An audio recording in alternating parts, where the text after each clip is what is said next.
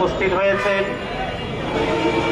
বিভিন্ন শ্রমিক সংগঠনের বাংলাদেশ নৌযান শ্রমিক federation, Bangladesh West garments and textile শ্রমিক ফেডারেশন, ঢাকা লোকাল প্রস্তুতকারী শ্রমিক সংঘ, সিএনজি শ্রমিক সংগ্রাম পরিষদ সহ বিভিন্ন সংগঠনের নেতৃবৃন্দ সংহতি প্রকাশ করেছেন।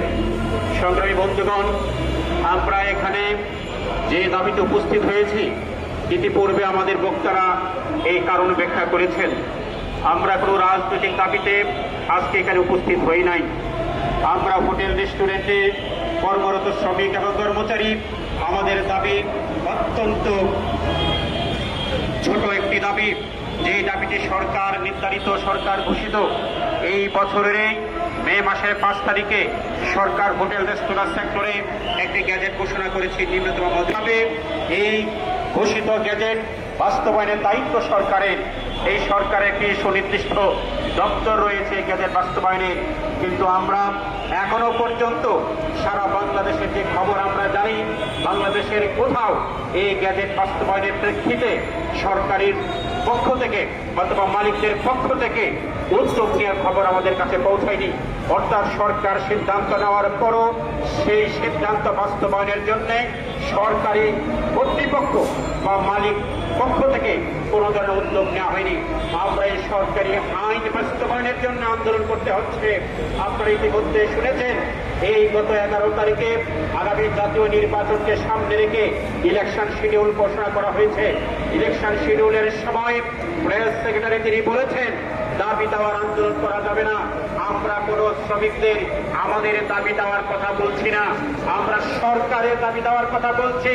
সরকার যে আইন ঘোষণা করে, সরকার যে আইন প্রণয়ন করে, সরকার যে আইন রচনা করে, সেই আইন প্রণয়নের প্রেক্ষিতে বাস্তবায়নের দায়িত্ব সরকারের। সরকার যে কাজটি করতে বাধ্য, আইনগতভাবে সরকার যেটি করতে চায়, করা উচিত, সেটিকে স্মরণ করে দেওয়ার জন্য আজকে আমরা রাস্তায় নেমেছি। আমাদের নতুন কোনো দাবি নেই, এই দাবি অত্যন্ত পুরনো। গত মাসের অক্টোবরের 20 তারিখে আমরা বাংলাদেশ হোটেল রেস্টুরেন্ট সুইট মিল শ্রমিক ফেডারেশনের পক্ষ থেকে আবার এই মহাপরিদর্শনকে আমরা স্মারকলিপি দিয়েছিলাম।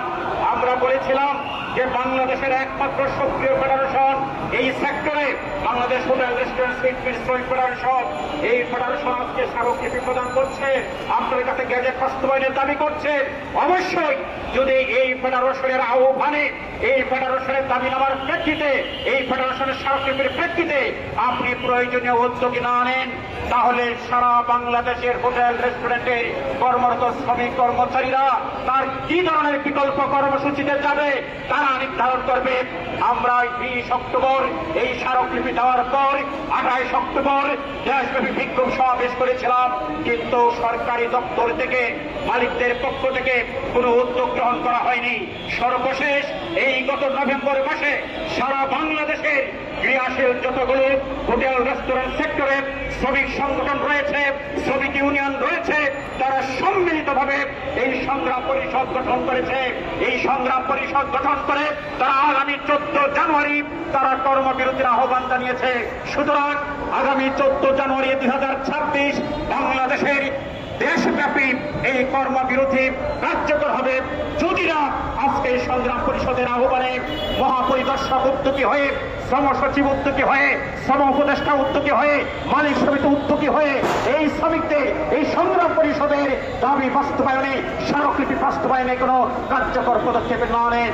বন্ধুগণ, আজকে একটি কথা অত্যন্ত পরিষ্কার, বাংলাদেশের শ্রমিক আন্দোলন কোন দিকে যাবে এটি আজকে নির্ধারণ করে দেবে এই সরকারের ভূমিকার মধ্য দিয়ে।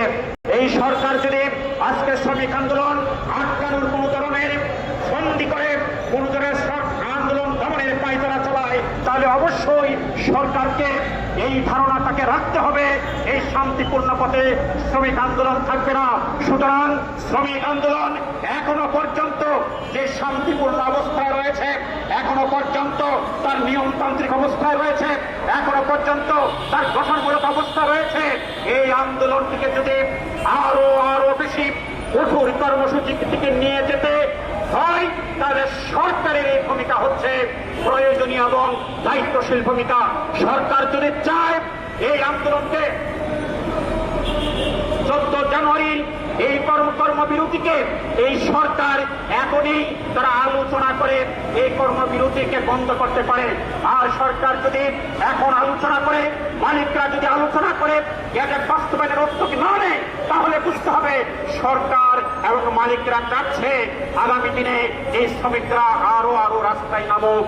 সুতরাং শ্রমিকরা রাস্তায় নামতে শৌখিনতা করার জন্য রাস্তায় নামে না।